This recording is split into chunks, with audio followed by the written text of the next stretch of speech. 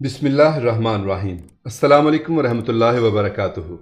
یہ 1960 کی بات ہے کہ ایک جرمن خاتون جو کہ 30 سال کی عمر کو تھیں، نوجوان اور حسین تھیں اور پیشے کے اعتبار سے ڈاکٹر تھیں، پاکستان آ کر یہیں کی ہو گئیں۔ یہاں آنے کی وجہ کیا تھی؟ وجہ یہ تھی کہ ان خاتون نے پاکستان میں جذام کے مریضوں پر بننے والی ایک ڈاکومنٹری فلم BBC لنڈن سے دیکھی کہ پاکستان میں اس بیماری میں مبتلا مریضوں کی زندگی کس قدر عذاب ہو جاتی ہے۔ اس بیماری میں مبتلا مریض کے جسم پر کسی بھی جگہ پھوڑے نکلتے ہیں، پھر ان میں سے پیپ نکلتی اور اس کے بعد جسم کا وہ حصہ گلنے سڑنے لگتا ہے اور پھر گوشت ہڈیوں سے نکل کر گرنے لگتا ہے۔ اس بیماری کو جو کہ اس وقت تک لا علاج سمجھی جاتی تھی، عذاب الہی کہا جاتا تھا اور ایسے مریضوں کو معاشرے سے الگ کر دیا جاتا تھا۔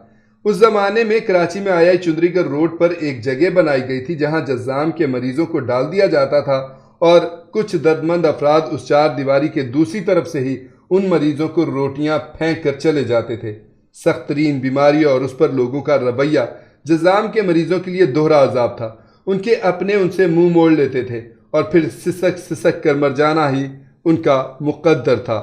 یہ جرمن خاتون، ان کا نام ڈاکٹر رتفاؤ تھا، 1960 میں کراچی تشریف لائیں۔ ان کو ایک عیسائی مشنری تنظیم نے ہی پاکستان بھیجا تھا۔ آئی چندری گڑھ روڈ پر ایک جھونپڑی میں انہیں جذام کے مریضوں کے درمیان ہی اپنا کلینک کھولا اور ان مریضوں کا علاج کرنا شروع کیا۔ ڈاکٹر صاحبہ کو صرف 3 سال کی سخت محنت لوگوں کو یہ سمجھانے پر لگی کہ جذام ایک بیماری ہے جو کہ اللہ تعالیٰ کی جانب سے ہے۔ اس کو عذاب الہی قرار دینا سراسر جہالت اور کم علمی کی نشانی ہے۔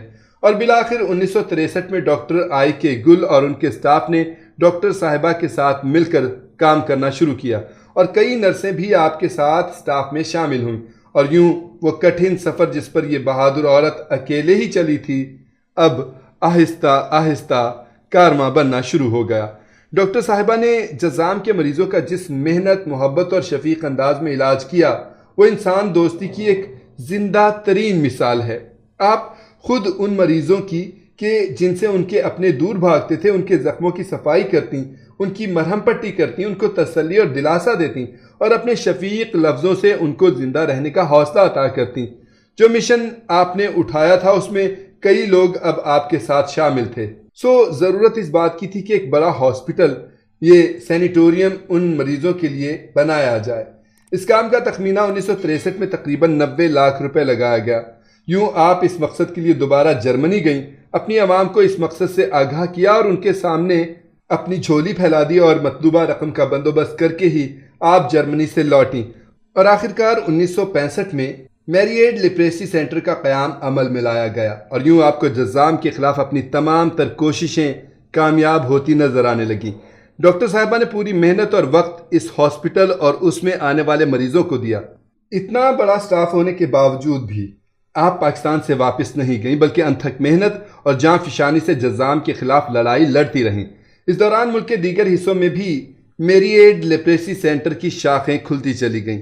اپنے ملک کے گوشے گوشے میں اس مہلک بیماری کا پیچھا کیا۔ آپ کی خدمات اپنی مثال آپ تھیں۔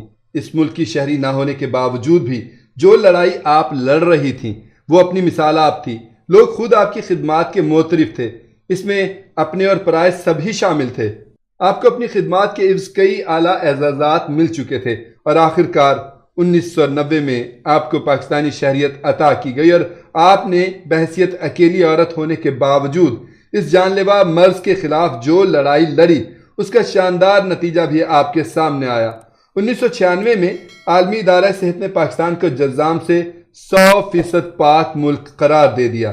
اس وقت پاکستان ہی ایشیا کا پہلا ملک تھا جو اس مہلک مرض سے مکمل طور پر پاک ملک تسلیم کیا گیا۔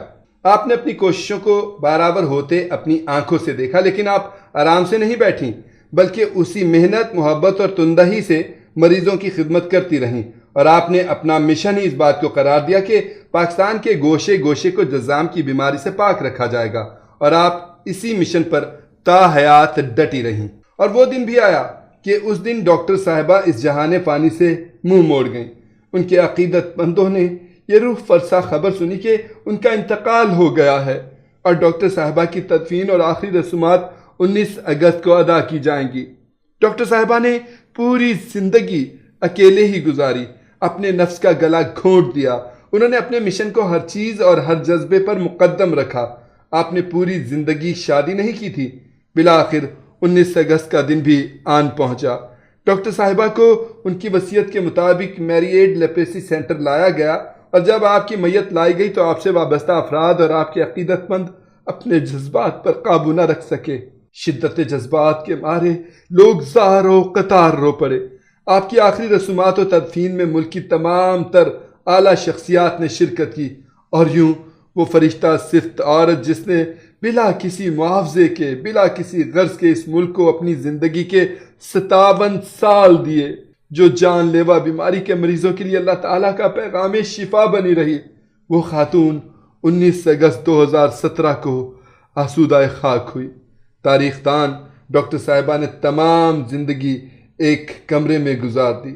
اس ایک کمرے میں ایک چارپائی، ایک طرف پانی کا کولر اور ان کے مطالعے کے لیے چند کتابیں، یہ تھی ان کی کل جمع پونجی۔